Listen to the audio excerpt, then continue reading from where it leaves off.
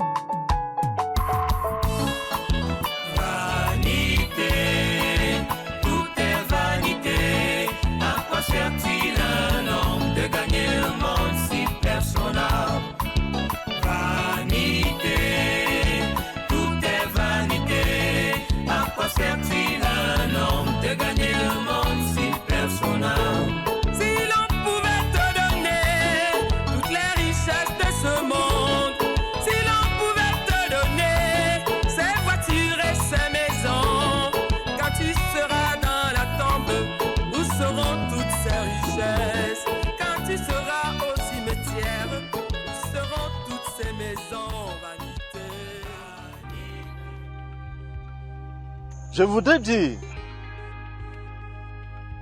qu'en fait, je suis né dans une famille de 15 personnes, 15 enfants, dont je suis le quatrième. Mon père était instituteur, il s'appelait Bournet Charles. En fait, les choses, en ce qui concerne ma vie, ont commencé à se compliquer même le jour de ma naissance. Donc, à ce niveau déjà, je rends grâce au Seigneur qui m'a accordé la vie dès les premiers jours de mon existence sur cette terre. Je suis arrivé en classe de 6e et quelque chose de dramatique s'est passé dans ma vie. J'ai bâti une relation d'amitié avec un de nos voisins, un enfant de mon âge à peu près. Mais il était très éveillé. À cette époque-là, nous avons commencé à chanter, à faire un peu de musique. Et il m'apportait souvent certaines revues où on montrait les musiciens français qui avaient des yachts, des bateaux de plaisance, comment les musiciens étaient riches. J'ai dit que mais alors là, c'est la voie par excellence pour sortir de la pauvreté, pour sortir de la misère. À 16 ans, nous avons pris la résolution, lui et moi, d'abandonner l'école pour commencer la musique. Mais déjà, l'école ne me disait plus rien parce que je savais qu'il faut faire la musique pour avoir beaucoup d'argent. Et j'ai composé à cette époque-là, j'ai écrit une 50aine de chansons. Je chantais à la maison, je chantais là où il y avait des recoupements, je chantais à l'internat. Et les gens disaient que je suis un bon chanteur et ça m'encourageait. Donc, en 1976, il m'a donné un conseil. Il a dit, vends tes livres, nous allons payer le transport pour aller à Berthois. Nous allons commencer à faire la musique à Berthois et nous allons progresser jusqu'à aller en Europe. Les gens vont nous voir dans les journaux et à la télévision. C'est là que ma vie a basculé complètement. J'ai vendu mes livres, nous avons fui, nous sommes arrivés ici à Berthois parce que mon oncle maternel était musicien, il s'appelait Gabarit Jean, feu Gabarit Jean. Mais quand nous sommes arrivés ici, première surprise, ce musicien il ne ressemblait pas à ce que nous on voyait dans les journaux. Il vendait les planches quelque part là pour survivre. Donc, la musique ne rapportait pas comme je pensais. Mais l'école était déjà sortie de ma tête. Et j'ai commencé une vie de débauche. Je fumais la cigarette, je buvais du vin, je partais dans les bars, je partais dans les boîtes de nuit, j'ai commencé une vie tumultueuse de désordre. Je sortais avec les filles. Et pendant que le temps passait, le péché grandissait. Ça prenait de l'ampleur. Ça prenait de l'ampleur au point où je suis arrivé à un niveau où je ne pouvais plus me passer de la boisson. Je ne pouvais plus me passer de la cigarette. J'étais devenu en fait esclave de la cigarette, esclave du vin, esclave des filles. Je prenais toute qualité de boisson. Mais je n'avais pas assez de moyens pour m'offrir beaucoup de bière. À cette époque-là, j'ai décidé donc d'abattre les palmiers qui étaient dans la concession pour fabriquer du vin afin de ne jamais être dans le manque. Donc je pouvais boire une bonne quantité, vendre le reste et avec l'argent de la vente, je pouvais maintenant aller acheter la bière le soir au bar. Donc voilà donc le cycle. Boire d'abord le matin, vendre un peu et l'argent de la vente, je vais acheter la bière le soir. Donc petit à petit, je me suis enfoncé dans l'alcoolisme et je suis devenu un ivrogne. Donc je n'avais pas d'autre pensée en dehors de la boisson. Tout argent qui entrait dans mes mains était orienté essentiellement vers la boisson, vers le vin. J'étais esclave. Je buvais. Je pouvais boire pendant 2 jours et 2 nuits d'affilée. À un moment, le vin ne me saoulait plus. C'était devenu comme mon sang. La chose qui me renversait, c'était la fatigue. C'est quand j'étais déjà fatigué d'avoir passé des jours sans dormir, rien que buvant. Alors là, je tombe en syncope, ou bien je me perds dans la nature. C'est-à-dire qu'à un certain moment, le vin m'entraîne à des endroits où je ne sais pas comment j'ai fait pour me retrouver là-bas. Parfois, je vais me réveiller dans une maison abandonnée. Parfois, je tombais dans les rigoles et autres. C'était un cycle terrible. Et j'ai souffert de ce problème de boisson. En ce qui concerne la cigarette, je volais les pièces de 5 francs, de 10 francs. Aucune pièce ne traînait devant moi. Parce qu'il fallait me rassurer que j'ai la cigarette. Et la cigarette aussi avait atteint un niveau où je n'avais plus de goût. C'est-à-dire que je n'avais plus de goût spécifique. Je fumais toute qualité de cigarette. Quand il n'y avait pas de cigarette, je cherchais les feuilles de tabac. Les feuilles de tabac quelque part que je pouvais réchauffer, froisser et fumer. Dieu a eu pitié de moi. Pourquoi? Parce que entre-temps, là où je travaillais, il y avait un monsieur qui s'appelait Ngoli Joachim, un de nos chefs de service, que j'avais remarqué et qui disait qu'il est un enfant de Dieu. Après avoir pris toutes les résolutions et les dispositions pour le suicide, une pensée m'est venue. Je ne sais pas si c'était Dieu qui m'a dit, tu as dit que tu veux te suicider. Mais il y a quelqu'un à côté de toi qui est mon enfant. Personnellement, je détestais cet homme, je détestais M. Ngoli, comme on l'appelait, juste parce qu'il disait qu'il est un enfant de Dieu. Ça m'énervait. Je disais que, et nous sommes les enfants de quoi? Il dit qu'il est un enfant de Dieu. Nous sommes les enfants de quoi? Tout le monde est enfant de Dieu. Mais sa vie était différente de la mienne. Sa vie était différente de ce que nous on faisait. Il était réellement différent. Et ce jour-là, le Seigneur m'a dit, bon, je sais maintenant que c'est le Seigneur. Va, demain matin, va rencontrer mon fils. Il va te parler de moi. Ce jour-là, il m'a dit que mon problème, c'est le péché. Dieu n'exauce pas les pécheurs. Dieu ne pouvait pas m'exaucer dans ces conditions. Il faut que j'abandonne le péché. Et là, j'ai commencé à réfléchir sérieusement. Je me suis dit, mais comment? Ça veut dire que Je vais abandonner aussi mes relations, mes amis avec qui on passe souvent en bois. Je vais même leur dire que quoi? Ça veut dire que je vais abandonner les filles à la gare routière? Ça veut dire que je vais commencer quel genre de vie? Moi, je pensais que c'était quelque chose de très simple, mais ce jour-là, il m'a fait comprendre que non seulement je suis en train de vivre et de subir les conséquences de mes propres péchés, mais il y a un salaire. Dieu a réservé un salaire pour les péchés. Je me suis bien assis. J'ai écouté. Mais il y avait devant moi plusieurs chemins. Il y avait une agression dans mes pensées. Je pensais aux filles, je pensais à l'ambiance de la vie, je pensais à toutes ces choses. Et pendant que j'étais en train de penser comme ça, j'ai entendu une voix dans mon cœur qui m'a dit, pendant que tu es en train de tergiverser, sache que tu vas mourir. Et le jour où tu vas mourir, les gens viendront à ton deuil. Ils vont boire, ils vont fumer, mais toi tu seras dans le lac de feu. C'était le 3 février 1998.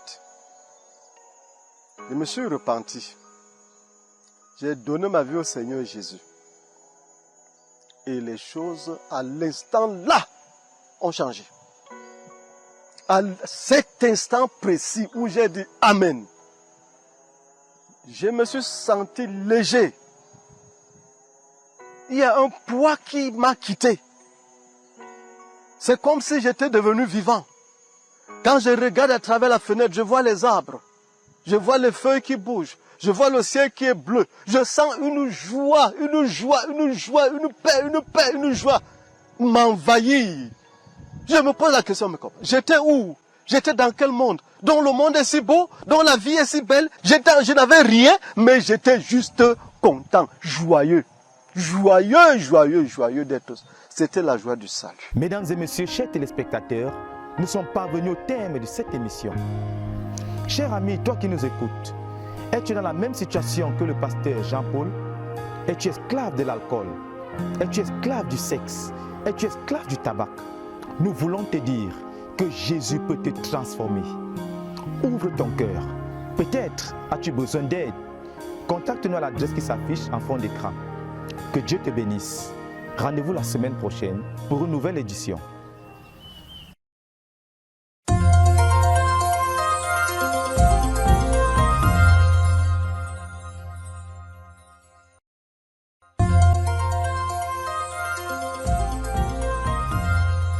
Bienvenue à la ZTF Music Academy 2e édition, du 16 au 22 avril 2019 à Koumé-Bertois.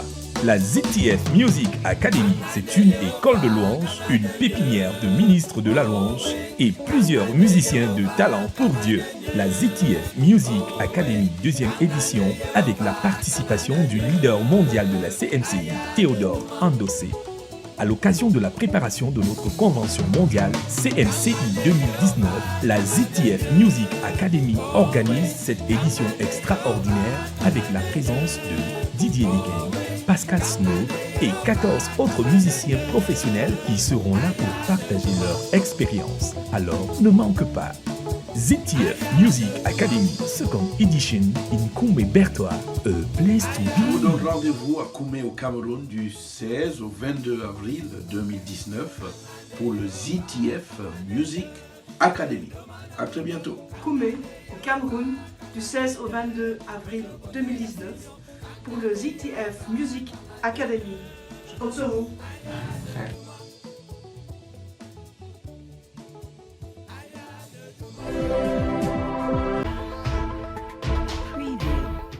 Good evening, ladies and gentlemen. You can now watch Koumé News in English or in French. Visit our YouTube page, Zakfomu Ministry, CMFI Online, and get the latest information in the language of your choice. Stay tuned to Radio Television Voice of the Cross, and God bless you.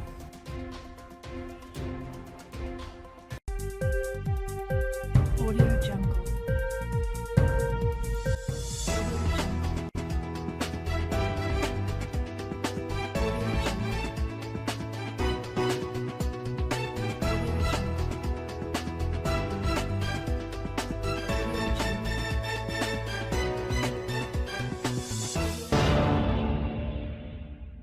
C'est l'heure du journal. Bienvenue sur le plateau de la radio-télévision Voix de la Croix. Entre autres titres cette semaine, la visite du leader international de la CMCI, le pasteur Théodore Andossé, à l'église de Douala au Cameroun les 6 et 7 avril 2019.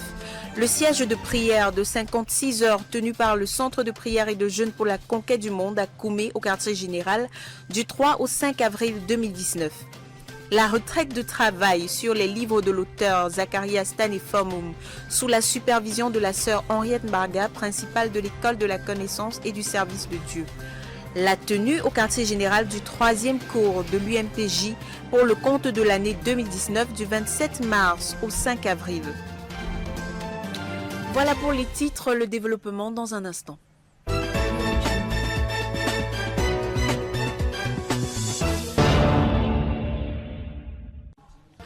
Au cours de sa visite à l'église de la CMCI Douala, le pasteur Théodore Andossé a présidé le 6 avril dernier une retraite des dirigeants au centre chrétien de Ndoksimbi. Le dimanche a été consacré au service commun qui a rassemblé toute l'église. Les détails dans ce reportage de Laure Goussaki.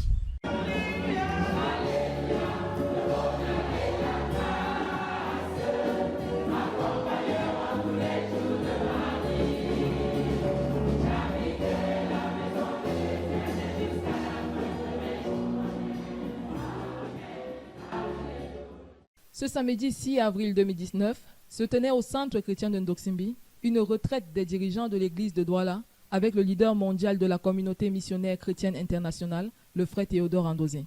C'est en effet un peu plus de 10 heures que le frère Théodore fait son entrée dans le hall de l'église où règne une ambiance festive d'un peuple visiblement heureux de recevoir la visite de son leader. Le frère Théodore, après avoir salué l'assemblée et conduit les frères à rendre grâce à Dieu pour ses bienfaits dans leur vie, a encore une fois démontré que le dirigeant est celui-là qui pourvoit le modèle. Ceci en ce qu'il a été le premier à donner son compte rendu personnel, duquel transparaissait l'amour manifeste de Dieu pour lui et sa famille, sa détermination à accomplir totalement ses buts et à pourvoir le modèle. Par la suite, les 15 chefs de famille qui constituent l'église de Douala se sont relayés l'un après l'autre pour donner le rapport de leur famille. Rapport qui s'articulait autour des effectifs en termes de membres, assemblée de maison, dirigeants, la gestion des ressources financières, l'investissement dans les domaines du jeûne et de la prière, mais aussi des témoignages de la puissance de Dieu. Toutefois, il est à noter que chacune des remarques du frère Théodore durant les différentes présentations donnait lieu à des enseignements pour l'édification de l'église de Douala. Il a par exemple mis un accent particulier sur l'importance, lors des comptes rendus, de considérer les statistiques, mais aussi de s'assurer de demeurer toujours dans la foi en se posant les bonnes questions sur le caractère effectif dans le cœur du croyant, de l'amour pour le Seigneur, les frères, les perdus, les pauvres, de la haine du péché et de la réalité du ciel.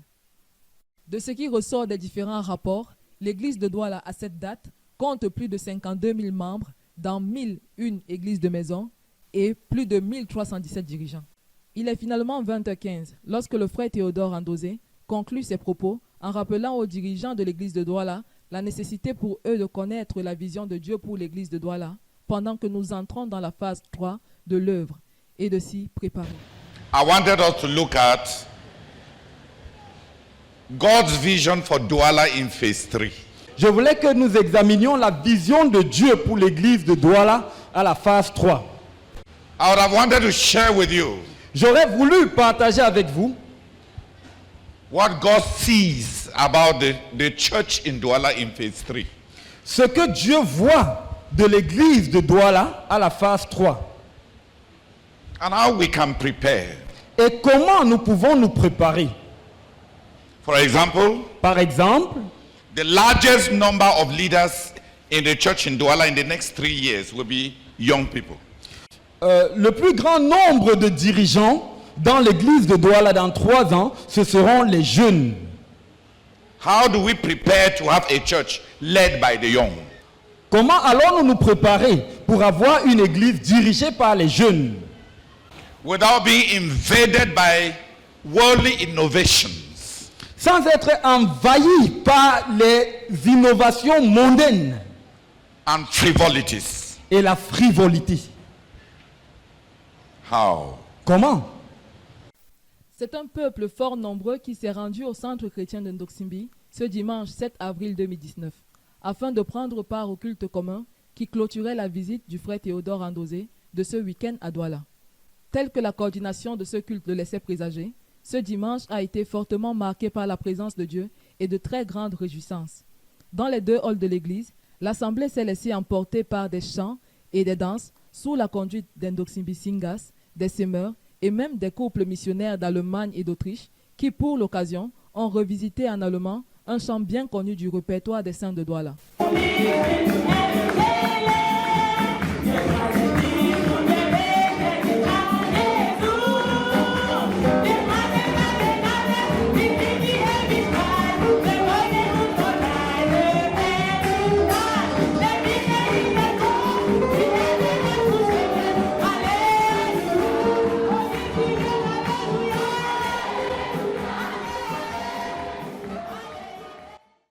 Le frère Théodore, dirigeant mondial de la CMCI, lorsqu'il prend la parole, conduit toute l'assemblée dans de ferventes prières de guérison, délivrance et de bénédiction. Ensuite, à la lumière des versets 11 à 14 du chapitre 5 de l'épître de Paul aux Éphésiens, le frère Théodore va recommander à l'assistance d'exposer les œuvres des ténèbres en confessant à Dieu ses actes honteux et secrets afin d'obtenir le pardon divin et de devenir, à l'exemple de Christ, lumière. En réponse à ce message, 147 personnes se sont repenties et ont reçu Jésus-Christ dans leur cœur. Le frère Théodore, à partir du passage de Jérémie chapitre 6 verset 16, n'a pas manqué d'exhorter l'église de Douala à retourner à Bethel en rentrant à tous ces éléments qui ont fait sa particularité dans ses premières années.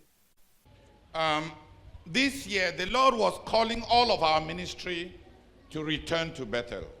Cette année, le Seigneur appelait tout notre ministère à retourner à Bethel. And in this passage, et dans ce passage, Jeremiah was calling Israel. Jérémie appelait Israël to come back to the old roads that were good roads. À revenir sur les anciens sentiers qui étaient les bons chemins. The church in Douala should ask. L'église à Douala doit demander, what were the road that we took when we believed, when we started? Quels sont les sentiers que nous avions pris lorsque nous avions cru, lorsque nous avions commencé? It was from Douala. C'est à partir de Douala that I first was stirred about a life of unusual prayer. Que pour la première fois j'ai été stimulé pour avoir une vie de prière inhabituelle. Come back to prayer. Revenez à la prière. Mes impressions par rapport à la réunion d'aujourd'hui, c'est que le frère Théodore nous rappelait que nous devons rentrer à Bethel. Et d'une façon pratique, ce qui a retenu mon attention, c'est la priorité des églises de maison. Parce que c'est là où les saints sont en relation. Oui, parce que dans la grande église, nous ne nous connaissons pas trop, mais dans les assemblées de maison, nous sommes en communion et nous nous connaissons et c'est une famille. À la fin du culte, les réjouissances se sont déportées au baptistère où 25 personnes ont obéi aux eaux du baptême à travers chants et danses. C'était Stéphanie Laure Goussaki de la RTVC Douala. Le Centre de prière et de jeûne pour la conquête du monde a tenu son premier siège du mois du 3 au 5 avril 2019 à Koumé, au quartier général, sous la direction de la sœur Esther Poinan. Un siège de 56 heures qui avait pour objectif de prier pour le frère Théodore Andosé, leader de la communauté, pour le but de 5 millions de disciples d'ici la fin de l'année et pour la réussite de la Convention mondiale. Jacques Couetché était sur les lieux. La sœur Esther Poinan a conduit le centre de prière et de jeûne pour la conquête du monde dans un siège de prière de 56 heures à la base, du mercredi 3 avril à 12 heures au vendredi 5 avril 2019 à 20 heures. Et ce premier siège du mois d'avril a pour objectif de prier pour le frère Théodore, son intimité avec Dieu et ses buts de 2019. Le but de 5 millions de membres dans notre ministère en fin 2019 est le succès de la 3e Convention mondiale de la communauté missionnaire chrétienne internationale. Aussi, il faut protéger la vision des sièges de prière et assurer la continuité de cet héritage que Dieu nous a légué à travers le FRESA. C'est la raison pour laquelle les sièges de prière initialement prévus pour le personnel de cette institution a été ouvert à tout le monde. De plus, les activités et les réunions se multiplient au quartier général.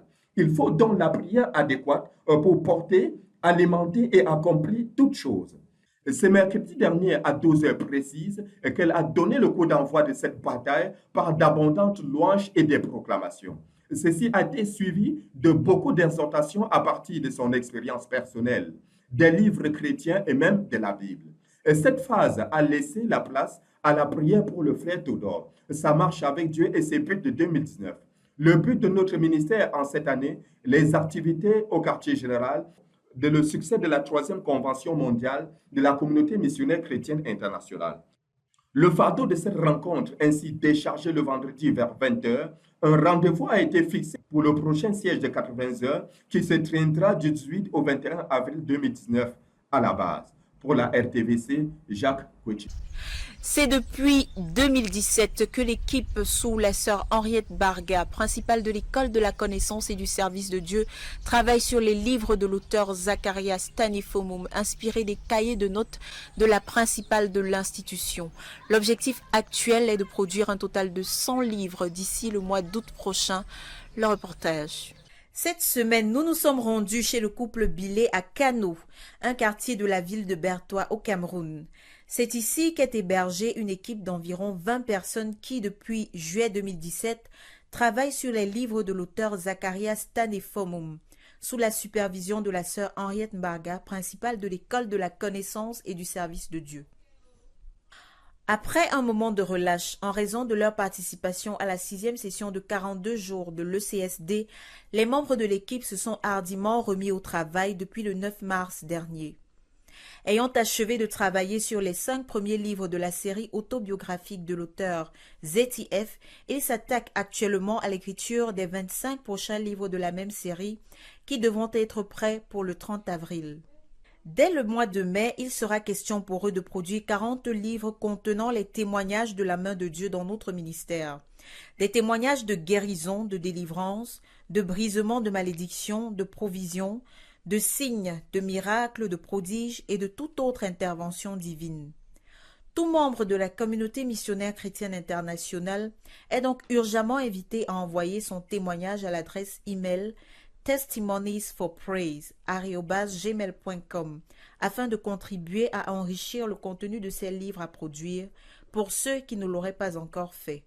Après cette étape, l'équipe amorcera la rédaction des livres abordant différents thèmes tirés des notes prises dans les cahiers de la sœur Henriette Barga lors des enseignements du frère Zach. Sœur Henriette Barga, principale de l'école de la connaissance et du service de Dieu. Entre autres, je mène une équipe de travail sur les livres à base de mes cahiers. Ce que nous avons fait jusque-là, c'est que nous avons fait la série de ses lèvres, volume 1 sur l'auteur, volume 2 sur ses couvriers, volume 3 sur notre ministère, volume 4 sur notre vision, volume 5 du retour de ses missions. Ça, c'est les accomplissements jusque-là. Et maintenant, nous sommes partis dans la phase 2, on va dire, pour accomplir à la date butoir du 30 avril les 25 prochains livres sur la série de ses lèvres. Et vraiment, c'est un miracle que nous sommes en train d'essayer d'accomplir. Mais je crois que le Seigneur va nous en donner la capacité. Et le frère Théodore l'a souhaité et il nous a demandé de le faire. Et nous sommes vraiment à pied d'œuvre pour le réaliser. Ça, c'est la deuxième partie. Après cela, nous allons, dès le 1er mai, le Seigneur voulant, nous lancer sur la 3e série, on va dire ça comme ça, les 40 livres qu'on doit produire sur les témoignages de guérison, de délivrance, de provision. Bref, la main de Dieu sur la CMCI jusque-là, pendant cette période. Et pour boucler, on va rassembler tout ce qui reste dans les cahiers, dans les différents thèmes que le frère Zach a abordés, pendant ces divers enseignements, le leadership, la prière, bref, toute autre chose, pour boucler une bonne centaine de livres d'ici août 2019, le Seigneur permettant. Gloire à Dieu. Amen. C'est sur cette note conviviale que nous quittons cette famille dynamique qui œuvre jours et nuits pour atteindre ses objectifs. Pour la RTVC depuis Koumé, Cynthia Siaka. L'UMPJ a tenu à Koumé du 27 mars au 5 avril 2019 sa 3e session depuis le début de l'année. Elle a rassemblé plus de 200 participants sous le thème « Les missionnaires, les implantateurs d'église, les dirigeants, les pasteurs et la prière ». Le reportage de Jacques Couché. Le 3e cours de l'Université mondiale de prière et de jeûne de l'année 2019 s'est tenu à Koumé du 27 mars au 5 avril 2019. Portant sur le thème « Les missionnaires, les implantateurs d'église, les dirigeants, les pasteurs et la prière », il a rassemblé environ 280 participants venant de 9 nations. L'orateur principal de cette session, le pasteur Théodore Andossé, a tenu son auditoire en haleine pendant ces 10 jours en développant son enseignement sur les facteurs déterminants du succès des dirigeants. C'est un regard panoramique porté sur la vie des rois à partir des livres de 1 Samuel à 2 Chroniques avec 2 questions à cœur. Qu'est-ce qui a expliqué le succès ou l'échec de tel roi? Selon les prophètes, pourquoi tel roi avait-il obtenu la faveur de Dieu et tel autre pas? La réponse à ces questions lui a permis de révéler le prisme à partir duquel les prophètes ont interprété la vie de chaque roi. King that is mentioned in 1 Samuel, 2 Samuel, 1 Kings, 2 Kings, 1 Chronicles, 2 Chronicles. Tous les rois qui sont mentionnés dans 1 Samuel, 2 Samuel, 1 roi, 2 rois, 1 chronique, 2 chroniques. The Bible explains the outcome of their leadership. La Bible explique le résultat de leur royauté, de leur leadership. In terms of 3 major things. En termes de 3 choses principales. 1.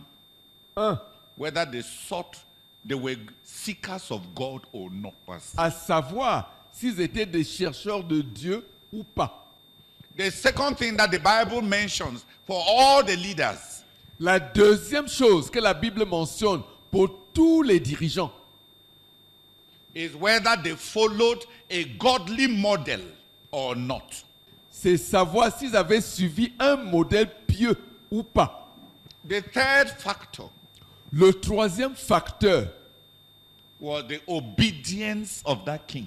C'était l'obéissance de ce roi. To the law of Moses. À la loi de Moïse. Ce message, adressé tant à ses dirigeants présents qu'à tout notre ministère, a révélé à chacun comment pouvoir retracer son parcours spirituel, comment avoir une lumière prophétique pour interpréter sa propre vie afin de savoir s'il finira bien ou mal, et aussi pour que chacun soit convaincu et décide d'écrire son histoire selon la voie que Dieu nous a montrée et l'exemple de ceux qui nous ont précédés. Les autres éléments constitutifs de ce programme sont le culte matinal, les études bibliques, la prière ensemble et la prière dans les sous-groupes. Le cours s'achève, laissant certains participants changer, d'autres enrichis de ces enseignements et qui promettent un changement pour quiconque s'attellera à obéir. Pour la RTVC, Jacques Couché. La CMCI Gabon a tenu du 5 au 7 avril dernier sa toute première session de l'UMPJ organisée par la MAPRIGAN, entendez Maison de prière du Gabon pour toutes les nations. Abritée par le site Proxel, la session a été calquée sur les modèles des UMPJ dirigés par la sœur Emilia Tando, vice-chancelière de l'institution à Koumé. Le reportage de Franklin Doundou.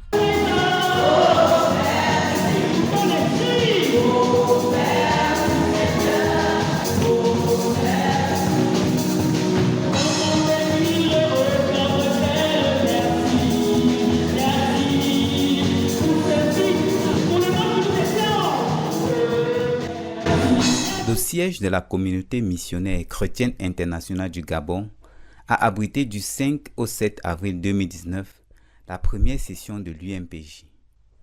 Organisée par la Maison de prière du Gabon pour toutes les nations, cette session a vu la participation de 294 personnes composées de 67 hommes et de 227 femmes. Il s'est essentiellement agi d'un cours général sur la prière. Le cours s'est déroulé sur le modèle des sessions organisées à Koumé dans le cadre de l'UMPJ dirigé par la sœur Emilia Tando. Les réunions commençaient le matin par un culte matinal, des enseignements et des ateliers en après-midi à travers le site de Proxel. Les enseignements ont été centrés sur des thèmes autour de la prière, à savoir les objectifs de l'UMPJ le premier jour, les retraites de 15 minutes, leur importance et comment les faire, les stratégies pour être fidèles. La nécessité absolue de prier pour la nation, participer à l'intercession jeûnante pour la nation, pour avoir la nation que nous enfantons par nos prières. Enfin, le dernier jour, l'assistance a été enseignée sur le fait que nous devons rendre compte pour nous améliorer et faire des progrès spirituels. Pour cette première session, approximativement 220 participants ont été logés sur le site de Proxel. C'est sur une note de satisfaction générale que les participants se sont séparés autour de 13 heures. À Dieu soit toute la gloire. Pour la RTVC, Franklin Ndundu. Nous sommes parvenus au terme de ce journal. Une fois de plus, les titres. La visite du leader international de la CMCI, le pasteur Théodore Andossé, à l'église de Douala au Cameroun les 6 et 7 avril 2019. Le siège de prière de 56 heures tenu par le Centre de prière et de jeûne pour la conquête du monde à Koumé au quartier général du 3 au 5 avril 2019. La retraite de travail sur les livres de l'auteur Zacharias Tanefomum sous la supervision de la sœur Henriette Marga, principale de l'école de la connaissance et du service de Dieu. La tenue au quartier général du 3e cours de l'UMPJ pour le compte de l'année 2019 du 27 mars au 5 avril.